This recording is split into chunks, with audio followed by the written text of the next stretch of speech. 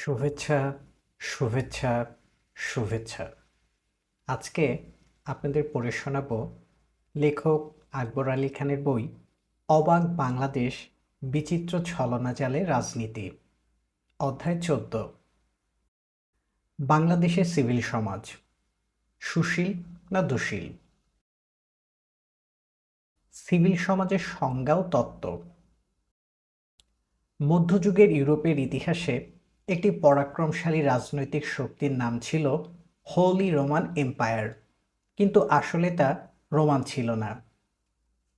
প্রকৃত অর্থে এটি সাম্রাজ্যও ছিল না, এবং এ সাম্রাজ্য মোটেও পবিত্র ছিল না। ইংরেজরা ভারতীয় সিভিল সার্ভিসের নাম দিয়েছিল ইন্ডিয়ান সিভিল সার্ভিস। আসলে তা ভারতীয় ছিল না, মোটেও তারা সিভিল ছিলেন না। তাদের মধ্যে সার্ভিস বা সেবার ছিটেফোঁটাও ছিল না। সম্প্রতি অনেক বাঙালি বুদ্ধিজীবী ইংরেজি সিভিল সোসাইটির বাংলা পরিভাষা করেছেন সুশীল সমাজ। হোলি রোমান এম্পায়ার ও ইন্ডিয়ান সিভিল সার্ভিসের মতো অবস্থা সুশীল সমাজেরও। প্রচলিত অর্থে সুশীল সমাজ মোটেও সুশীল নয়, এবং অনেক ক্ষেত্রেই সমাজ নয়। সুশীল সমাজ সিভিল সোসাইটির সঠিক পরিভাষা নয়। ইংরেজি সিভিল শব্দের দোটানা সুশীল শব্দে প্রতিফলিত হয় না। তাই এই প্রবন্ধে সিভিল সোসাইটির পরিভাষা হিসেবে সিভিল সমাজ ব্যবহার করা হয়েছে। যদি বাংলা একাডেমির নামে ইংরেজি একাডেমি শব্দের ব্যবহার জায়েজ হয়, তবে সিভিল সমাজও সিভিল সোসাইটির পরিভাষা হিসেবে স্বীকৃতি লাভের যোগ্য। আধুনিক রাষ্ট্র ব্যবস্থায় সিভিল সমাজের ভূমিকা সম্পর্কে প্রথম বক্তব্য দেন দার্শনিক হেগেল। তিনি মনে করতেন, আধুনিক রাষ্ট্রে সরকার এত শক্তিশালী হয়ে পড়েছে যে এখানে ব্যক্তির ও ব্যক্তিগত সম্পত্তির অধিকার ক্রমশ সংকুচিত হয়ে যাচ্ছে। তাই ব্যক্তিরা নিজেরা উদ্যোগ নিয়ে পরিবার ও রাষ্ট্রের বাইরে বিভিন্ন সমিতি ও প্রতিষ্ঠান গড়ে তুলেছে। এইসব সংগঠনই হচ্ছে সিভিল সোসাইটি। হেগেল মনে করতেন, সিভিল সোসাইটি যেমন রাষ্ট্রের খবরদারি করে, রাষ্ট্রেরও তেমনি সিভিল সমাজের উপর নিয়ন্ত্রণ থাকা উচিত। এখানে একটি প্রশ্ন দেখা দেয় যে বাজার সংশ্লিষ্ট প্রতিষ্ঠানগুলো সিভিল সমাজের অন্তর্ভুক্ত হবে কিনা। ডানপন্থীরা দাবি করেন যে যেহেতু বাজার ব্যক্তিগত অধিকারের সমর্থক, সেহেতু বাজার সংক্রান্ত প্রতিষ্ঠানগুলো সিভিল সমাজের অন্তর্ভুক্ত হওয়া উচিত। অন্যদিকে এই বক্তব্যের সমালোচকেরা দাবি করেন যে বাজারও ব্যক্তিকে শোষণ ও বঞ্চনা করে। বাজারের বিরুদ্ধেও ব্যক্তিকে লড়তে হয়। বণিকদের সংগঠন সাধারণ মানুষের অধিকার প্রতিষ্ঠা করে না, সাধারণ মানুষের অধিকার কেড়ে নেয়। তাই বণিকদের সংগঠন সিভিল সোসাইটির অন্তর্ভুক্ত হওয়া উচিত নয়। সিভিল সমাজের আন্তর্জাতিক সংগঠন CVS world alliance for citizen participation civil সমাজের নিম্নরূপ সংজ্ঞা নির্ধারণ করেছেন: the arena outside of the family, the state and market, where people associate to advance common interests। পরিবার, রাষ্ট্র, বাজারের বাইরে যেসব প্রতিষ্ঠান রয়েছে তাদের মধ্যে রয়েছে গির্জার মতো ধর্মভিত্তিক প্রতিষ্ঠান, সাংস্কৃতিক সংগঠন, ক্রীড়া সংগঠন, বিতর্ক সমিতি, স্বাধীন গণমাধ্যম, উচ্চশিক্ষায় নিয়োজিত প্রতিষ্ঠান, ইংরেজিতে যাকে বলা হয় একাডেমিয়া, সংক্ষুব্ধ নাগরিকদের সংগঠন, তৃণমূল সমাজসেবী বা সমবায় সংগঠন, পেশাভিত্তিক সংগঠন, বেসরকারি সংগঠন বা এনজিও, লিঙ্গ পরিবেশ সহ বিভিন্ন দাবি সংক্রান্ত প্রতিষ্ঠান, ট্রেড ইউনিয়ন ও রাজনৈতিক দল। অবশ্য রাজনৈতিক দলকে সিভিল সমাজের অন্তর্ভুক্ত করা হবে কিনা সেটা নিয়ে বিতর্ক রয়েছে। অনেকে মনে করেন রাজনৈতিক দল রাষ্ট্র ক্ষমতা পরিচালনা করে, সুতরাং রাষ্ট্রের কর্মকাণ্ড সিভিল সমাজের বাইরে থাকলে রাজনৈতিক দলগুলোকে সিভিল সমাজের অন্তর্ভুক্ত করা ঠিক হবে না। এই মতবাদের সমালোচকেরা বলেন, সিভিল সমাজে পরিবার, রাষ্ট্র, বাজারের বাইরে যে জনগোষ্ঠী, তাদের মধ্যে পারস্পরিক ভাব বিনিময় ও লেনদেন ঘটে। এই ধরনের সম্পর্কের জন্য রাজনৈতিক পরিবেশও গুরুত্বপূর্ণ। তাই রাজনৈতিক দলগুলোকে সিভিল সমাজের অন্তর্ভুক্ত করা যেতে পারে। সিভিল সমাজের সংজ্ঞা নির্ধারণের একটি বড় অসুবিধা হলো সিভিল সমাজ নামক মোড়কে একই সঙ্গে তিনটি ধারণা রয়েছে। মাইকেল এডওয়ার্ডের ভাষায় সিভিল সমাজ হচ্ছে একই সঙ্গে লক্ষ লক্ষ উপার্জনের উপায় এবং লক্ষ্য উপায় সম্পর্কে জনগণের পারস্পরিক ভাব বিনিময় ও সম্পর্ক স্থাপনের কাঠামো। এক, সিভিল সমাজের লক্ষ্য হচ্ছে রাজনৈতিক সমঅধিকার, বিরুদ্ধ মতবাদের প্রতি শ্রদ্ধা ও আলোচনার মাধ্যমে সব সমস্যার নিষ্পত্তি। সিভিল সমাজ বিশ্বাস করে ভালো সরকার থাকলেও দেশে সিভিল সমাজের প্রয়োজন রয়েছে, কেননা ভালো সরকার কখনো সৎ প্রতিবেশীর বিকল্প হতে পারে না। সমাজের সবাইকে মিলেমিশে থাকতে হবে, প্রতিবেশীদের মধ্যেও সুসম্পর্ক গড়ে তুলতে হবে। এই পরিপ্রেক্ষিতে নীরাচন্দক লিখেছেন, the concept of civil society highlighted one basic precondition of democracy. State power has to be monitored, engaged with and redundant, accountable though intentional, and engage citizen action. স্বেচ্ছাপ্রণোদিত সংগঠনগুলোর উদ্দেশ্য একই ধরনের নয়, এদের মধ্যে দ্বন্দ্ব ও স্বার্থের সংঘাত রয়েছে, তাই এদের মতবিনিময় ও পারস্পরিক লেনদেনের জন্য একটি কাঠামো দরকার। এই কাঠামোকে পাবলিক স্ফিয়ার বা গণক্ষেত্র বলা হয়ে থাকে। রাষ্ট্র, বাজার আর পরিবারের বাইরে যে সমাজ রয়েছে তা পুরোটি গণক্ষেত্র। এই গণক্ষেত্রের জন্ম অষ্টাদশ শতাব্দীতে। এর আগে ব্যক্তিরা বিচ্ছিন্ন জীবনযাপন করত, তাদের মধ্যে পারস্পরিক যোগাযোগ ছিল সীমিত। 18 শতকে শিল্পোন্নত দেশগুলোর শহরগুলোতে মোড়ে মোড়ে নিম্নবিত্তদের জন্য কফি হাউস গড়ে ওঠে।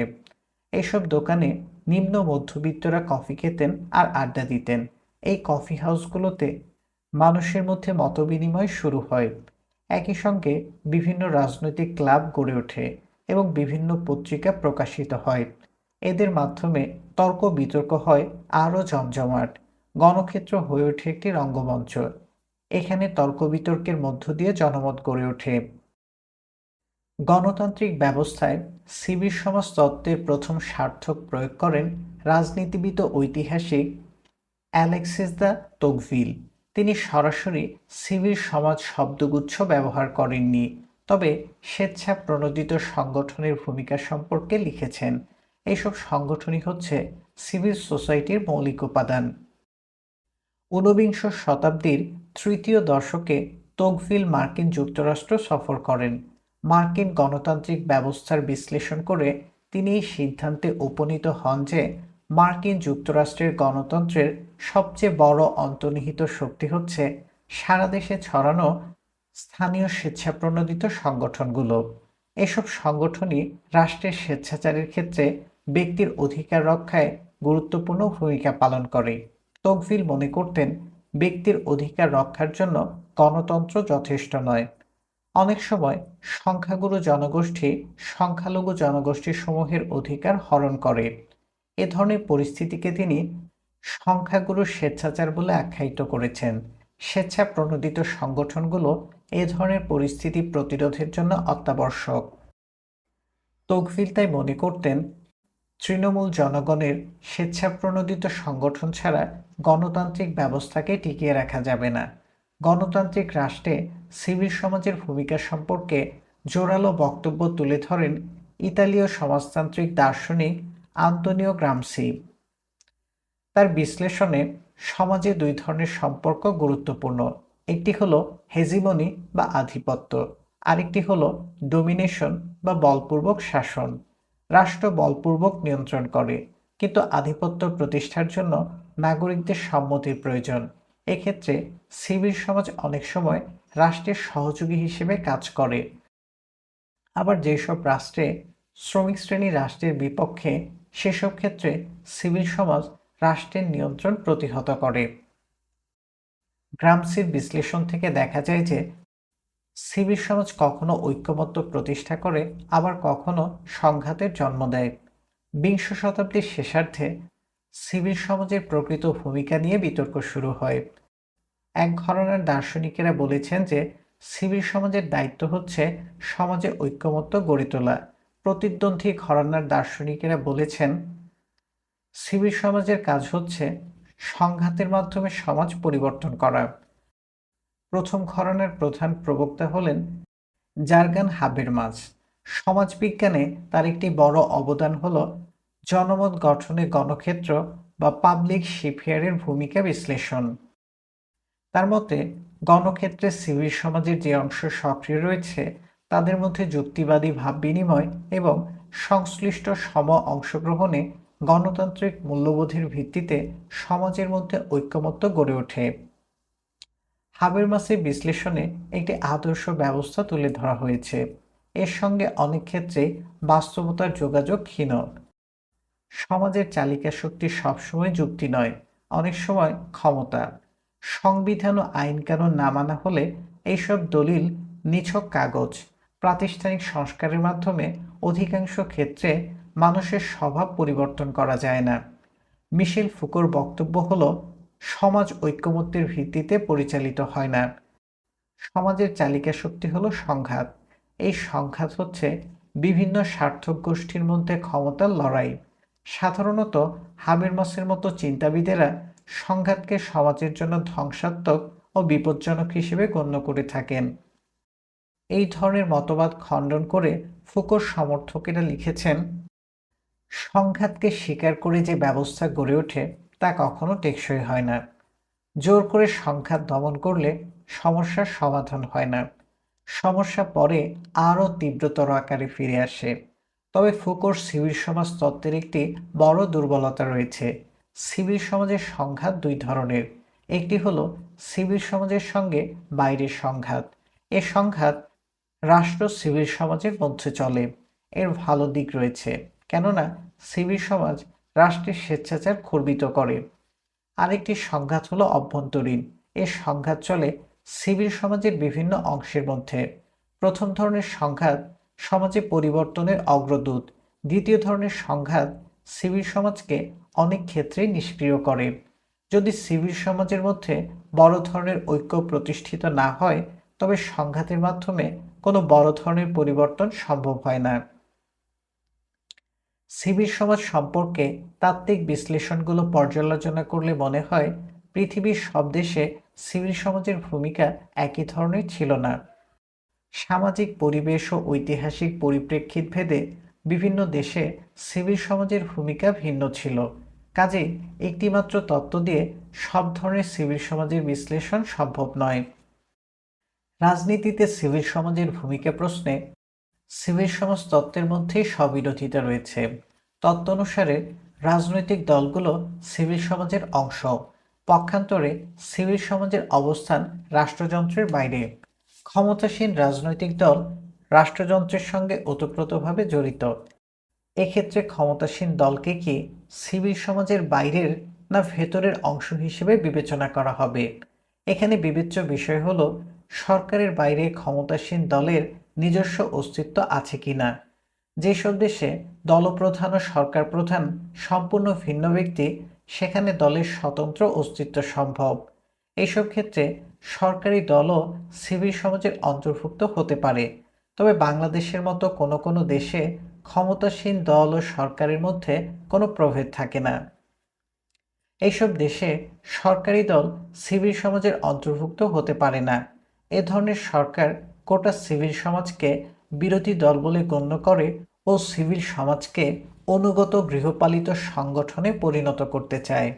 সিভিল সমাজ মাথা তুলতে চাইলে তাকে দমন করতে এরা নির্মমভাবে খড়গহস্ত। ওপরের তাত্ত্বিক আলোচনা থেকে একথা স্পষ্ট হয়ে উঠেছে যে সিভিল সমাজের ভূমিকা রাষ্ট্রভেদে ভিন্ন। কাজেই সিভিল সমাজের ভূমিকা কতটুকু কার্যকর সে সম্পর্কে আলোচনা করতে হলে দেশভিত্তিক আলোচনা প্রয়োজন। বাংলাদেশের সিভিল সমাজের ভূমিকা বিশ্লেষণ বক্ষমান প্রবন্ধের লক্ষ্য। এই প্রবন্ধ তিনটি অংশে বিভক্ত। প্রথম অংশে সিভিল সমাজের সংজ্ঞা ও তত্ত্বসমূহ আলোচনা করা হয়েছে। দ্বিতীয় অংশে বাংলাদেশের সিভিল সমাজের ভূমিকা সম্পর্কে আলোচনা করা হয়েছে।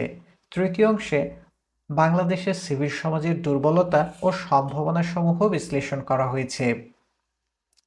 বাংলাদেশের সিভিল সমাজ দক্ষিণ এশিয়াতে ব্রিটিশ শাসনামলে সাংস্কৃতিক প্রতিষ্ঠান এবং দান খয়রাতের প্রতিষ্ঠান হিসেবে সিভিল সমাজ সংগঠনের প্রথম আবির্ভাব ঘটে। এদের বেশিরভাগই জাতীয়তাবাদী রাজনৈতিক দলগুলো কর্তৃক সমর্থিত ছিল, সুতরাং পরোক্ষভাবে সিভিল সমাজ এবং রাজনীতির মধ্যে যোগাযোগ ছিল। পাকিস্তান প্রতিষ্ঠিত হওয়ার পর সিভিল সমাজ সংগঠনের প্রসার ঘটে, বিশেষ করে বিভিন্ন পেশাভিত্তিক প্রতিষ্ঠান গড়ে ওঠে। এসব প্রতিষ্ঠানের সঙ্গে রাজনৈতিক দলগুলোর যোগাযোগ ছিল, তবু বিভিন্ন রাজনৈতিক দলের কর্মীরা একই পেশাগত প্রতিষ্ঠানের মধ্যে কাজ করত। বাংলাদেশের জন্মের পর এখানে দুটি পরিবর্তন দেখা দেয়। প্রথমত, পেশাগত সংগঠনগুলোর মধ্যে দলভিত্তিক রাজনীতি শুরু হয়। অনেক ক্ষেত্রে এইসব প্রতিষ্ঠান বিভক্ত হয়ে যায়। দ্বিতীয়ত, বাংলাদেশে বেসরকারি সংস্থা বা এনজিওর সংখ্যা অনেক বেড়ে যায়।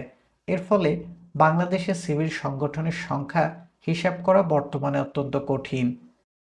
ফরহাদ তাসনিম তার অভিসন্দর্ভে বাংলাদেশে নিবন্ধিত সংগঠনের সংখ্যা 2,59,700 বলে অভিমত ব্যক্ত করেছেন। এই তালিকায় 1,89,847টি সমবায় সমিতি অন্তর্ভুক্ত। সমবায় সমিতির বেশিরভাগই নিষ্ক্রিয়। উপরন্তু বাংলাদেশে কমপক্ষে 99% ক্ষেত্রে সমবায় সমিতি সরকারি উদ্যোগে প্রতিষ্ঠিত, সরকার কর্তৃক অর্থায়িত ও সরকার কর্তৃক নিয়ন্ত্রিত। এরা কোনো অভিজাতে স্বেচ্ছাসেবী প্রতিষ্ঠান নয়। এদের সিভিল সমাজ সংগঠন হিসেবে গণ্য করা ঠিক হবে না।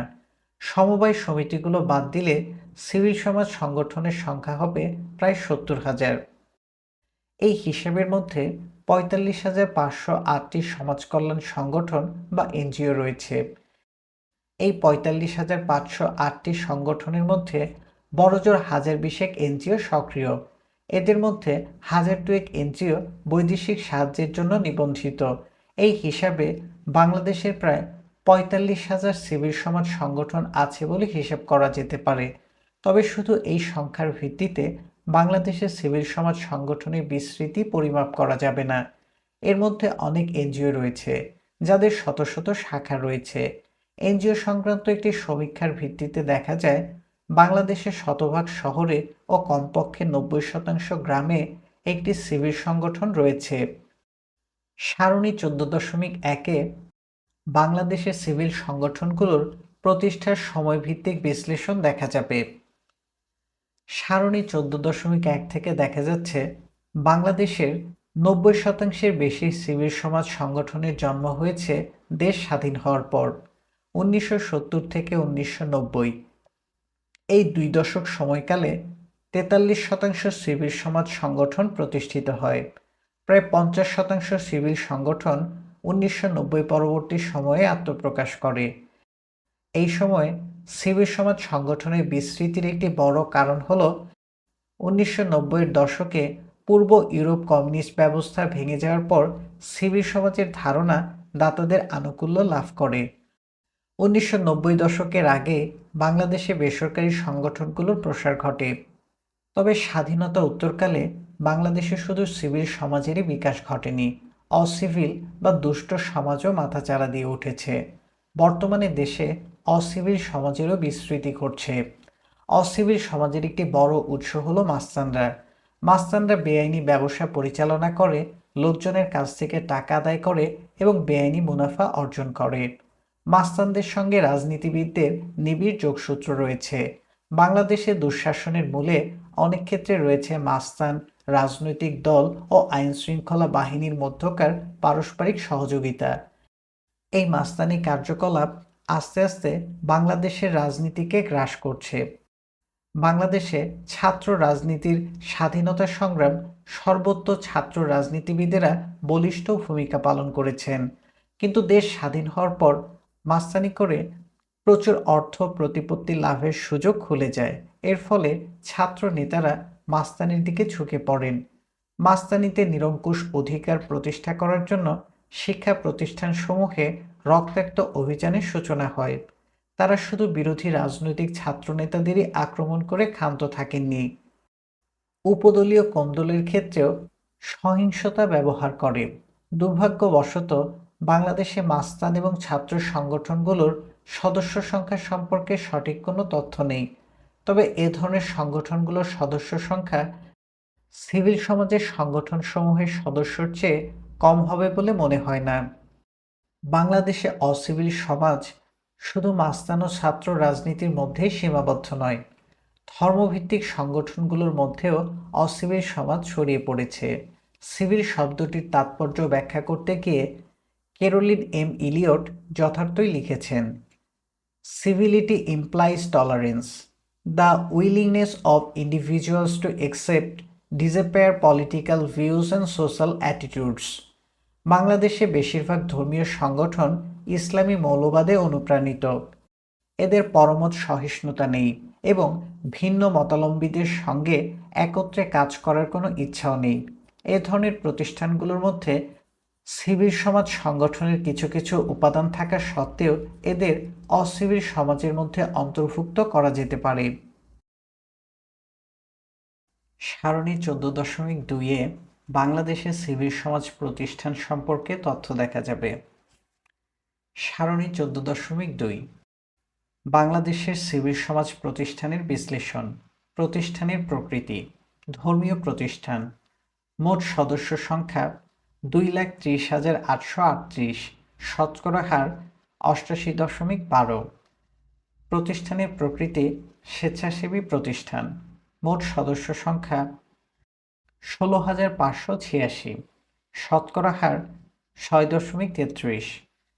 প্রতিষ্ঠানের প্রকৃতি বিনোদনমূলক ও ক্রীড়া ক্লাব। মোট সদস্য সংখ্যা 5,784, শতকরা হার 2.21। প্রতিষ্ঠানের প্রকৃতি বেসরকারি সংগঠন। মোট সদস্য সংখ্যা 3,433, শতকরা হার 1.31। প্রতিষ্ঠানের প্রকৃতি ট্রেড ইউনিয়ন। মোট সদস্য সংখ্যা 2,604, শতকরা হার 0.99। প্রতিষ্ঠানের প্রকৃতি পেশাগত প্রতিষ্ঠান।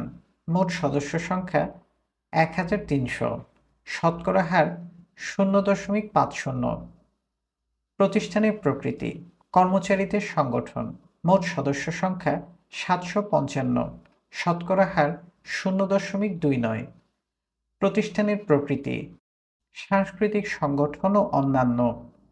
মোট সদস্য সংখ্যা 662, শতকরা হার 0.25। উপরিউক্ত সারণী থেকে দেখা যাচ্ছে যে বাংলাদেশের সমাজ জীবনে ধর্মীয় প্রতিষ্ঠানগুলোর একটি গুরুত্বপূর্ণ ভূমিকা রয়েছে, অথচ এদের সিংহভাগেরই কোনো সিভিল চেতনা নেই। এমনকি যেসব প্রতিষ্ঠানে সিভিল চেতনা থাকার কথা সেখানেও নানা ধরনের সমস্যা রয়েছে। বাংলাদেশের সিভিল সমাজ সংগঠনগুলোর মধ্যে একটি বড় উৎস হতে পারত সমবায় সমিতিসমূহ, অথচ আগেই বলা হয়েছে বাংলাদেশে সমবায় সমিতিগুলো স্বেচ্ছাসেবী সংগঠন নয়, এগুলো সরকারি অর্থে সরকারি কর্মচারীদের দ্বারা পরিচালিত সংগঠন। এদের সিভিল সমাজ সংগঠন না বলে সরকারি কর্মকাণ্ডের অংশ হিসেবে গণ্য করা উচিত। বেসরকারি সংগঠন বা এনজিওগুলো একই সঙ্গে বাংলাদেশের সিভিল সমাজের একটি বড় সবলতা ও দুর্বলতা। তত্ত্ব অনুসারে বেসরকারি সংগঠনসমূহের সদস্যদের সিভিল সমাজের সদস্য গণ্য করা উচিত। 2 কোটির বেশি সদস্য সিভিল সমাজের ক্রিয়াকাণ্ডের সঙ্গে জড়িত রয়েছে। বাংলাদেশে মোট কতটি এনজিও রয়েছে সে সম্পর্কে কোনো সুনির্দিষ্ট তথ্য পাওয়া যায় না। যুক্তরাজ্যের উন্নয়ন সংস্থা ডিএফআইডির হিসাব অনুসারে 2000 সালে বাংলাদেশে 22,000 এনজিও কাজ করছিল। বাংলাদেশের সমাজ কল্যাণ মন্ত্রণালয়ের হিসাব অনুযায়ী 2000 সালে 54,536টি এনজিও সক্রিয় ছিল। 2005 সালে বিশ্বব্যাংকের এক প্রতিবেদন থেকে দেখা যায় বাংলাদেশে তখন পর্যন্ত 2,06,000 নট ফর প্রফিট অর্থাৎ লাভের লক্ষ্যে পরিচালিত নয় এমন সংগঠন বা প্রতিষ্ঠান পরিচালিত হচ্ছিল। বাংলাদেশের স্কুল জাতীয় উৎপাদের 6 থেকে 8% উদ্ভূত হয় এনজিও খাত থেকে। বাংলাদেশে 20 থেকে 35% ঋণ শিক্ষা ও স্বাস্থ্য খাত সেবায় যোগান দেয় এনজিও খাত। প্রশ্ন হলো, এনজিও খাতের এই বিশাল জনগোষ্ঠীকে বাংলাদেশের সিভিল সমাজের অংশ হিসেবে গণ্য করা সঠিক হবে কিনা। তাত্ত্বিক দিক থেকে এখানে 3টি প্রশ্ন রয়েছে।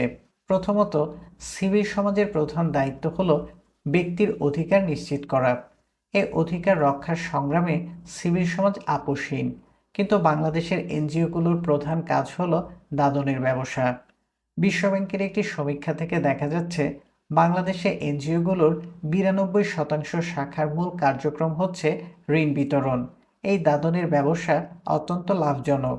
যদি সিভিল সমাজের অংশ হিসেবে আন্দোলন করলে ঋণের ব্যবসায় ক্ষতি হয়, এই আশঙ্কায় বেসরকারি সংগঠনগুলো এ ধরনের আন্দোলন থেকে পিছিয়ে আসে। ব্যবসা পরিচালনার জন্য এনজিওগুলোর সরকারের সঙ্গে সুসম্পর্কের প্রয়োজন, তাই তাদের পক্ষে দীর্ঘমেয়াদী আন্দোলন করা সম্ভব নয়। কাজে এনজিওগুলোর পক্ষে পুরোপুরিভাবে সিভিল সমাজের দায়িত্ব পালন সম্ভব নয়। দ্বিতীয়ত, এনজিওগুলো তাদের অর্থায়নের জন্য বিদেশি সাহায্য সংস্থা ও সরকারের উপর নির্ভরশীল। এনজিওগুলো দাতা সংস্থাগুলোর কাছ থেকে প্রচুর আর্থিক অনুদান পায়।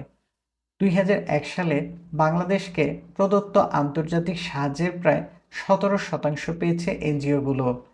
5 বৈদেশিক সাহায্যের বাইরে বিদেশি সাহায্যপ্রাপ্ত প্রকল্প বাস্তবায়নেও এনজিওগুলো চুক্তিভিত্তিক দায়িত্ব পালন করে।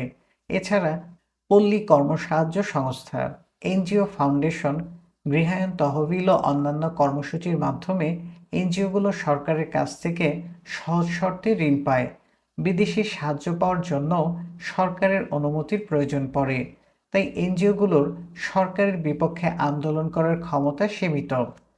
বিদেশি সাহায্যপ্রাপ্ত কর্মসূচিসমূহ অনেক সময় বিদেশি ভাবধারায় অনুপ্রাণিত হয়। জেফ্রি উড এ ধরনের কর্মসূচিকে ফ্র্যাঞ্চাইজ বলে আখ্যায়িত করেছেন। ফ্র্যাঞ্চাইজ ব্যবসার নিয়ম হলো তা মূল কোম্পানির আদলে তাদের কর্তৃত্বাধীনে পরিচালিত হয়। এ ধরনের প্রতিষ্ঠানের পক্ষে সিভিল সমাজের স্বতঃস্ফূর্ততা থাকে না। তৃতীয়ত, সিভিল সমাজ সংগঠনগুলো দলীয় রাজনীতির বাইরে থাকে। দুর্ভাগ্যবশত বাংলাদেশে অনেক সিভিল সমাজ সংগঠন দলীয় রাজনীতিতে জড়িয়ে পড়েছে। 1990-এর দশকে বাংলাদেশের সব এনজিওর একটি কেন্দ্রীয় সংগঠন ছিল। প্রতিষ্ঠানটির নাম ছিল অ্যাডাব। এখন প্রতিষ্ঠানটি ভেঙে নতুন সংস্থা তৈরি হয়েছে। বর্তমানে অনেক এনজিও সরাসরি রাজনীতির সঙ্গে সম্পৃক্ত হয়ে পড়েছে। সরকারের পক্ষ থেকেও যেসব এনজিও সরকারের নীতির বিরোধী বলে সন্দেহ করা হয়, তাদের ব্যাপারে কঠোর ব্যবস্থা নেওয়া হয়। সরকারের বিরাগভাজন হওয়ার ফলে গ্রামীণ ব্যাংক ও প্রশিকার মতো বড় এনজিওগুলো সংকটের সম্মুখীন হয়েছে। বস্তুত বাংলাদেশে বেসরকারি প্রতিষ্ঠান সমূহের জন্য সিভিল সমাজের ভূমিকা পালনের পরিবেশ অত্যন্ত প্রতিকূল। বাংলাদেশের বর্তমান বৈরী পরিবেশে বেশিরভাগ এনজিও সচেতন ও অচেতনভাবে বৈপ্লবিক পরিবর্তনের সমর্থক না হয়ে স্থিতাবস্থার সমর্থক হয়ে দাঁড়িয়েছে। এনজিওগুলোর দাবি দেওয়া বিশ্লেষণ করলে এই সিদ্ধান্তের পক্ষে সমর্থন পাওয়া যায়। সম্প্রতি বাংলাদেশে 500টি সিভিল সমাজ সংগঠনের দাবি দেওয়া সম্পর্কে একটি সমীক্ষা করা হয়েছে। এই দাবি দেওয়াগুলো সারণী 13.3-এ দেখা যাবে। এই সারণী থেকে দেখা যাচ্ছে মাত্র 17% সংগঠন রাজনৈতিক ও মানবিক অধিকার অর্জনের লক্ষ্যে কর্মকাণ্ড পরিচালনা করছে। 46% সংগঠন স্বাস্থ্য, শিক্ষা ও সেবা প্রদান করে। 44% সংগঠন সদস্যদের অর্থনৈতিক ক্ষমতায়নের জন্য কাজ করে। অর্থাৎ সারণী 14.3 থেকে দেখা যাচ্ছে বাংলাদেশের সিভিল সমাজ সংগঠনের কাছে সদস্যদের রাজনৈতিক ও মানবাধিকার রক্ষার সবচেয়ে কম পছন্দনীয় কর্মকাণ্ড। এর একটি বড় কারণ হলো বাংলাদেশে অধিকাংশ বেসরকারি সংগঠন অতি সতর্কতার সঙ্গে বিতর্কিত রাজনৈতিক ভূমিকা এড়িয়ে চলার চেষ্টা করে। উপরিউক্ত বিশ্লেষণ থেকে একথা স্পষ্ট হয়ে ওঠে যে বাংলাদেশের বেশিরভাগ বেসরকারি সংগঠনকে সিভিল সমাজ সংগঠন হিসেবে গণ্য করা ঠিক হবে না। যদি সমবায় সমিতি ও প্রধানত অর্থনৈতিক কর্মকাণ্ডে নিয়োজিত বেসরকারি সংস্থাগুলোকে বাদ দেওয়া হয়, তাহলে বাংলাদেশে সিভিল সমাজ সংগঠনের পরিমাণ ও বিস্তার জনসংখ্যার তুলনায় অত্যন্ত নগণ্য বলে প্রতীয়মান। 500 সিভিল সমাজ সংগঠনের জরিপ থেকে দেখা যাচ্ছে 86% সিভিল সমাজ সংগঠনের সদস্য সংখ্যা 12,000-এর কম। 65% সিভিল সমাজ সংগঠনের সদস্য সংখ্যা 100-এর কম। যুক্তিসঙ্গত কারণেই এনজিওগুলোর বড় পরিবর্তনে আগ্রহ কম। অন্যদিকে 96% সিভিল সমাজ সংগঠনের পক্ষে বড় ধরনের পরিবর্তনের নেতৃত্ব প্রদান করার সম্ভাবনা কম। বাংলাদেশে সিভিল সমাজের অর্জন ও সম্ভাবনা। সমাজবিজ্ঞানী অ্যান্থনি ডিগেন্স বর্তমান রাষ্ট্র ব্যবস্থাকে 3টি পায়ের উপর দাঁড়ানো একটি টেবিলের সঙ্গে তুলনা করেছেন। এর একটি পা হলো সরকার, দ্বিতীয় পা হলো অর্থনীতি এবং তৃতীয় পা হলো সিভিল সমাজ। এদের একে অপরকে নিয়ন্ত্রণ করতে হবে এবং কোনো একটি উপাদান প্রাধান্য লাভ করলে তাতে রাষ্ট্র ব্যবস্থায় সংকট দেখা দিতে পারে। বিংশ শতাব্দীর ইতিহাস পর্যালোচনা করলে দেখা যায় সিভিল সমাজ বিভিন্ন দেশে পরিবর্তনে বড় ধরনের ভূমিকা রেখেছে। বিশ্বের দুটি অঞ্চলের রাজনীতিতে সিভিল সমাজের উল্লেখযোগ্য ভূমিকা দেখা যাচ্ছে। একটি অঞ্চল হল রাশিয়া ও পূর্ব ইউরোপ। এখানে কমিউনিস্ট দল ছাড়া আর সব ধরনের রাজনৈতিক ক্রিয়াকাণ্ড নিষিদ্ধ ছিল। এর ফলে এইসব দেশে কোনো বিরোধী দল ছিল না। 80-র দশকের শেষ দিকে যখন এসব দেশের সমাজতান্ত্রিক ব্যবস্থা ভেঙে পড়ে তখন রাষ্ট্রের দায়িত্ব নেয়ার মতো কোনো রাজনৈতিক সংগঠন ছিল না। তবে গির্জা ও ট্রেড ইউনিয়নকে কেন্দ্র করে সিভিল সমাজ সংগঠন ছিল। এই সংগঠনগুলোই সেই পরিস্থিতিতে রাজনৈতিক শূন্যতা পূরণ করে। দ্বিতীয়ত, লাতিন আমেরিকার দেশগুলোতেও সেনা নায়কেরা রাজনীতিকীকরণ করেন। এর ফলে লাতিন আমেরিকার বেশিরভাগ দেশেই কোনো বিরোধী দল ছিল না। এ অঞ্চলের সংখ্যাগরিষ্ঠ মানুষ খ্রিস্ট ধর্মাবলম্বী। তাই রাজনৈতিক সংগঠন না থাকলেও গির্জাকেন্দ্রিক সংগঠনগুলো সিভিল সমাজে অত্যন্ত সক্রিয় ভূমিকা পালন করে। উপরিউক্ত দুটি উদাহরণ থেকে দেখা যায় যেসব দেশে রাজনীতিকীকরণের মাত্রা যত বেশি সেসব দেশে রাজনীতিতে সিভিল সমাজের ভূমিকা তত ব্যাপক। পৃথিবীর অনেক দেশেই রাজনৈতিক সংকট রয়েছে। বেশিরভাগ দেশেই আশা করা হয় রাজনৈতিক সংকটের সমাধান করবেন রাজনীতিবিদেরাই। শুধু যেসব দেশের রাজনীতিবিদেরা নিজেরা সংকট সৃষ্টি করেন এবং সেই সংকট জিয়ে রাখেন সেই সব দেশের ক্ষেত্রে রাজনীতিবিদেরা সমস্যার সমাধান করবেন বলে আশা করা হয় না। বাংলাদেশে 3 দশক ধরে সংঘর্ষের রাজনীতি চলছে। এ সমস্যার সমাধানের ব্যাপারে রাজনৈতিক দলগুলোর মধ্যে কোনো আগ্রহ দেখা যাচ্ছে না। অনেকে মনে করেন বাংলাদেশে রাজনৈতিক পরিবর্তন আসবে সিভিল সমাজের নেতৃত্বে। সিভিল সমাজ সম্পর্কে এ আশাবাদের কারণ 4টি। প্রথম কারণ হল বাংলাদেশের সিভিল সমাজের ইতিহাস। লাতিন আমেরিকার মতো পাকিস্তান ও বাংলাদেশে দীর্ঘদিন ধরে সেনা শাসন বিরাজনীতিকরণের চেষ্টা করেছে। বাংলাদেশের ইতিহাস পর্যালোচনা করলে দেখা যায় পাকিস্তানে ও বাংলাদেশে সেনা শাসনের আমলে সিভিল সমাজ সংগঠনগুলোই সম্মিলিতভাবে সামরিক শাসনের বিরুদ্ধে প্রতিরোধ গড়ে তুলেছিল। মানুষের অধিকার রক্ষায় এদের অবদান সিভিল সমাজের ভাবমূর্তি গড়ে তোলে। তবে মনে রাখতে হবে সিভিল সমাজ একা প্রতিরোধ গড়ে তোলেনি, এদের পেছনে পরোক্ষ রাজনৈতিক সমর্থন ছিল। 1971-এর মুক্তি সংগ্রাম মূলত আওয়ামী লীগ ও সেনা সমর্থনকে কেন্দ্র করে গড়ে ওঠে। বাংলাদেশ প্রতিষ্ঠার পর সিভিল সমাজ সংগঠনগুলো সামরিক শাসনের বিপক্ষে জনমত গড়ে তোলায় উল্লেখযোগ্য ভূমিকা পালন করে। এরশাদ শাসনের অবসানে এরা তত্ত্বাবধায়ক সরকারের ধারণাকে জনপ্রিয় করে তোলে। রাজনৈতিক দলের সমর্থনে সংবিধান সংশোধন করে তত্ত্বাবধায়ক সরকার প্রতিষ্ঠাও করা হয়। 2007-08 সালে দেশে যখন সেনা সমর্থিত সরকার ক্ষমতায় আসে তখন সিভিল সমাজ সরকারে অনেকটা গুরুত্ব লাভ করে। এর কারণ হলো সেই সরকারের কোনো জনসমর্থন ছিল না। এরা সিভিল সমাজকে ব্যবহার করে জনসমর্থন সৃষ্টির চেষ্টা করে। দ্বিতীয় কারণ হলো বাংলাদেশে সিভিল সমাজের অসাধারণ নেতৃত্ব রয়েছে। ডক্টর মোহাম্মদ ইউনূস, স্যার ফজলে হাসান আবেদের মতো অনেক সম্মোহনী নেতা বাংলাদেশের সিভিল সমাজে রয়েছেন। বাংলাদেশের রাজনীতিবিদেরাও স্বীকার করেন যে রাষ্ট্র পরিচালনার জন্য উপযুক্ত যথেষ্ট রাজনীতিবিদ বাংলাদেশে নেই। তাই সংবিধানে রাষ্ট্র পরিচালনার জন্য মন্ত্রিসভার মোট সদস্যদের 1/10 পর্যন্ত নির্বাচিত ব্যক্তিদের দ্বারা পূরণ করার বিধান রাখা হয়েছে। তৃতীয় কারণ হলো সিভিল সমাজের কর্মসূচি। রাজনীতিবিদেরা যেসব সমস্যার অস্তিত্ব স্বীকার করেন না, সিভিল সমাজ সেই সব সমস্যার সমাধানের চেষ্টা করে। চতুর্থ কারণ হলো বাংলাদেশের জনসংখ্যার প্রায় 3/4 টেলিভিশন দেখতে পারে। এর ফলে রাজনৈতিক কর্মীদের গুরুত্ব বর্তমানে কমে গেছে। সিভিল সমাজের নেতারা টিভির মাধ্যমে সরাসরি জনগণের কাছে বক্তব্য তুলে ধরতে পারেন।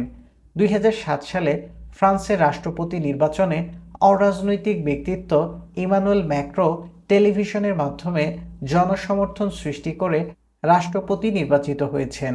2016 সালে মার্কিন যুক্তরাষ্ট্রে ডোনাল্ড ট্রাম্প টুইটারের মতো সামাজিক মাধ্যম ব্যবহার করে জনসমর্থন গড়ে তোলেন। উপযুক্ত টেলিভিশন ব্যক্তিত্ব পেলে সিভিল সমাজের প্রতিনিধির রাষ্ট্রপ্রধান নির্বাচনের সম্ভাবনা একেবারে উড়িয়ে দেওয়া যায় না। এইসব যুক্তির সত্যতা রয়েছে, কিন্তু এইসব যুক্তি বাংলাদেশের সিভিল সমাজের নেতৃত্বে দেশ পরিচালনার জন্য যথেষ্ট নয়। বস্তুত বাংলাদেশের সিভিল সমাজের নেতৃত্বে রাজনৈতিক পরিবর্তন অকল্পনীয় মনে হয়। এখানে সিভিল সমাজের একটি বড় অংশ রাজনীতিবিদদের আঙ্গুলি হেলনে পরিচালিত হয়। সিভিল সমাজ রাজনীতি নিয়ন্ত্রণ করে না, বরং বিভিন্ন দল সিভিল সমাজের বিভিন্ন অংশকে নিয়ন্ত্রণ করে। রাজনীতিবিদেরা এদেশে কখনো সিভিল সমাজকে প্রাধান্য দেবেন না। বাংলাদেশের রাজনীতিবিদদের বিকল্প হতে পারে সামরিক স্বৈরশাসন, সিভিল সমাজ নয়। যারা সিভিল সমাজের মূল্যবোধে বিশ্বাস করে তাদের পক্ষে সামরিক শাসনের সমর্থক হওয়া সম্ভব নয়। তাই বাংলাদেশের রাজনৈতিক নেতৃত্বের বিকল্প হিসেবে সিভিল সমাজের নেতৃত্ব গ্রহণের সম্ভাবনা ক্ষীণ। এই প্রসঙ্গে ডক্টর মোহাম্মদ ইউনূসের স্বল্পকালীন রাজনৈতিক জীবন পর্যালোচনা করা যেতে পারে। 2006 সালের শেষ দিকে যখন বাংলাদেশে ইয়াজউদ্দিনের নেতৃত্বে তত্ত্বাবধায়ক সরকার ব্যর্থ হয়, তখন সদ্য শান্তিতে নোবেল পুরস্কারে ভূষিত ডক্টর মোহাম্মদ ইউনূসের জনপ্রিয়তা তুঙ্গে। আওয়ামী লীগ নেতারা পর্যন্ত তখন অবধি দারিদ্র্য হ্রাসে তার অবদান নিয়ে কোনো তর্ক শুরু করেননি। সে মুহূর্তে ডক্টর ইউনূসকে তত্ত্বাবধায়ক সরকার প্রধানের দায়িত্ব গ্রহণের জন্য অনুরোধ করা হয়। ডক্টর ইউনূস সামরিক শাসনের খুঁটি হতে চাননি, বরং তিনি বাংলাদেশের রাজনৈতিক পরিবর্তনের জন্য রাজনৈতিক দল প্রতিষ্ঠার ঘোষণা দেন। প্রথমে তার দলে যোগদানের জন্য অনেকে প্রচণ্ড আগ্রহ দেখান। কয়েক মাসের মধ্যেই ডক্টর ইউনূস বুঝতে পারেন যে সামরিক শক্তির দোসর হিসেবে কাজ না করলে তার রাজনৈতিক দলের কোনো ভবিষ্যৎ নেই। যারা তার দলে যোগ দেওয়ার জন্য আগ্রহী ছিলেন তাদের বেশিরভাগই আদর্শবাদী ছিলেন না। ফলে বাইরের শক্তির সমর্থন, সিভিল সমাজের সমর্থন ও ডক্টর ইউনূসের উজ্জ্বল ভাবমূর্তি সত্ত্বেও তার পক্ষে রাজনৈতিক নেতৃত্ব দেওয়া সম্ভব হয়নি। এত সুবিধা থেকেও যেখানে ডক্টর ইউনূস ব্যর্থ হয়েছেন, সেখানে বিভক্ত সুশীল সমাজের বিতর্কিত নেতৃত্বের পক্ষে নেতৃত্ব দেওয়া সম্ভব হবে কিনা সে সম্পর্কে যথেষ্ট সংশয় রয়েছে। একথা সত্যি যে বাংলাদেশের রাজনীতিবিদদের ভাবমূর্তি নিষ্প্রভ ও অনেক ক্ষেত্রে কালিমালিপ্ত, কিন্তু উল্টো দিকে সিভিল সমাজের ভাবমূর্তি নিয়েও প্রশ্ন রয়েছে। ত্রুটিপূর্ণ নির্বাচন ব্যবস্থা ও অনুদার গণতান্ত্রিক মূল্যবোধের কারণে বাংলাদেশের রাজনীতিবিদদের জবাবদিহি সীমিত। তবু মাঝে মধ্যে গ্রহণযোগ্য নির্বাচনে সঠিক জনমত প্রতিফলিত হয়। পূর্ণাঙ্গ জবাবদিহি নিশ্চিত করা সম্ভব না হলেও বাংলাদেশের রাজনৈতিক নেতাদের মাঝে মধ্যে ভোটারদের কাছে জবাবদিহি করতে হয়। বাংলাদেশে অনেক এনজিও রয়েছে যেখানে কোনো জবাবদিহির ব্যবস্থা নেই। অনেক এনজিও রয়েছে যা পারিবারিক ব্যবসায়ের মতো পরিচালিত হয়। সহজ বৈদেশিক সাহায্য প্রাপ্তির ফলে অনেক ভুয়া বেসরকারি সংগঠন এখানে ব্যাঙের ছাতার মতো গজিয়ে উঠেছে। অনেক প্রতিষ্ঠান কেলেঙ্কারিতে জড়িয়ে পড়েছে এবং শেষ পর্যন্ত সেগুলো বন্ধ করে দিতে হয়েছে। অভিযোগ রয়েছে যে এইসব প্রতিষ্ঠানের নিরীক্ষা মানসম্মত নয় এবং এইসব প্রতিষ্ঠানে অর্থের নয়ছয় হয়েছে এবং এদের প্রশাসন ব্যবস্থা অত্যন্ত দুর্বল। আরও অভিযোগ রয়েছে যে এইসব প্রতিষ্ঠান অনেক সময় ব্যক্তিগত স্বার্থে পরিচালিত হয়। এইসব অভিযোগ সব এনজিওর ক্ষেত্রে প্রযোজ্য নয়, তবে অনেক এনজিওতে কম বেশি অনিয়ম রয়েছে। কাজেই সিভিল সমাজ রাজনীতিবিদদের চেয়ে ভিন্ন চরিত্রের। এ অনুমানের পক্ষে কোনো সুস্পষ্ট প্রমাণ নেই। বাংলাদেশের সিভিল সমাজের মধ্যে আদর্শগত দ্বন্দ্ব রয়েছে।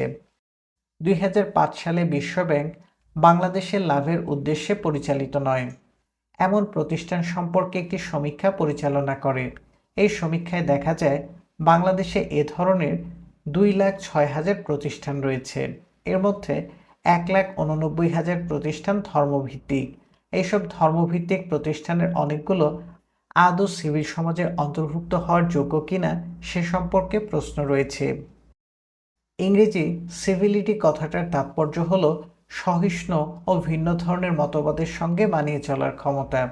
এই সংজ্ঞা অনুসারে বেশিরভাগ ধর্মভিত্তিক বেসরকারি সংস্থা সিভিল সমাজের অন্তর্ভুক্ত হওয়ার যোগ্য নয়।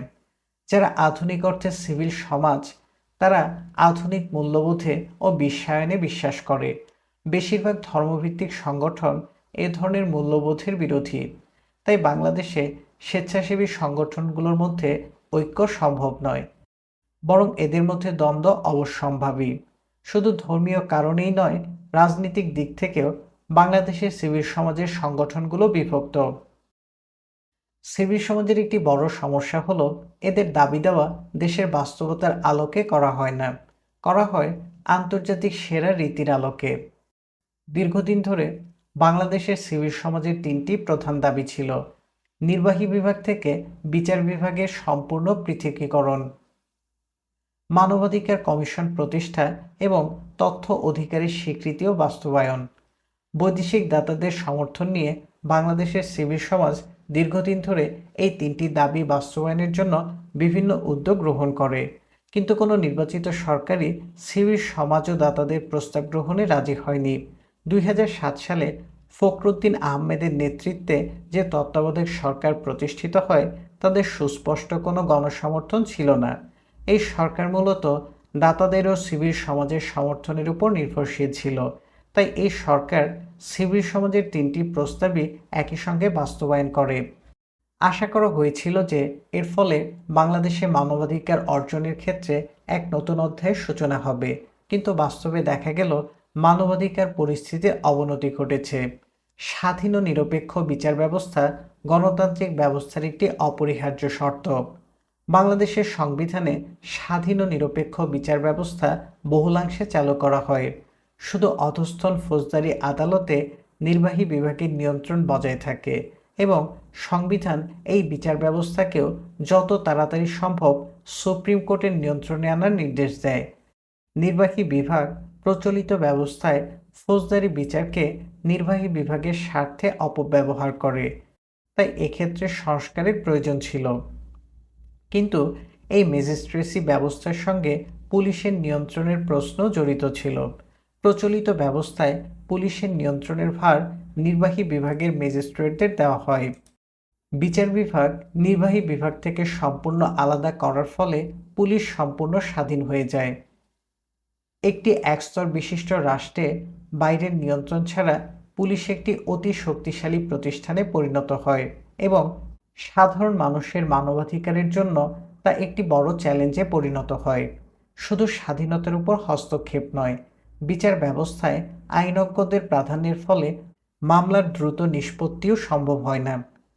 প্রায় ৭৫০ বিচারককে নিয়োগ দেওয়া এবং অধস্তন ফৌজদারি আদালতের ওপর থেকে নির্বাহী বিভাগের সব ক্ষমতা তুলে নেয়ার পরও বিচার ব্যবস্থাতে লক্ষণীয় অগ্রগতি দেখা যায়নি। পক্ষান্তরে মানবাধিকার সংস্থাসমূহ পুলিশি জুলুম বাড়ছে বলে অভিযোগ করছে। ২০০৭ সালে মানবাধিকার কমিশন প্রতিষ্ঠা করা হয়। ২০০৮ সালের কার্যকলাপ শুরু করা হয়, কিন্তু ৮ বছর ধরে কাজ করার পরও মানবাধিকার প্রতিষ্ঠায় এ কমিশনের কোনো উল্লেখযোগ্য সাফল্য দেখা যাচ্ছে না।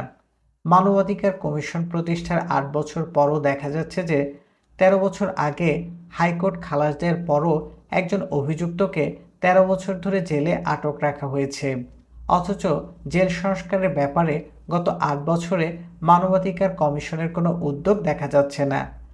মানবাধিকার কমিশনের ব্যর্থতার একটি বড় কারণ হলো এই প্রতিষ্ঠান সরকারের সহযোগিতা পায়নি এবং কমিশন মানবাধিকার সম্পর্কে সরকারের মধ্যে কোনো নবচেতনার সঞ্চারেও ব্যর্থ হয়েছে।